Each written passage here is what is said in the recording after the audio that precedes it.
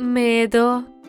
Prvi zimski dan Medo je ušao u sladak san, ali mu nešto mira dalo nije, pa gleda oko sebe. Tko li se to krije?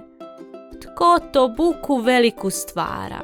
Netko mu se skriva iza ormara.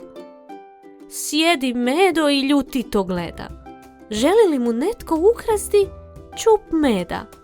Pogledao je Medo iza ormara, pa trlja oči da se uvjeri da ga vid ne vara. A iza ormara buku stvara slatka Bubamara.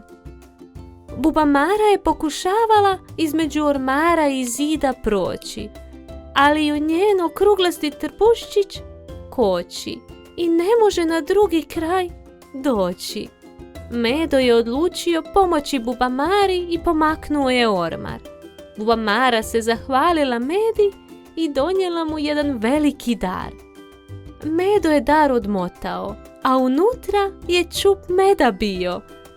Osmijeh svoj Medo nije krio, pa se sa Bubamarom do kasno u noć slatko podružio.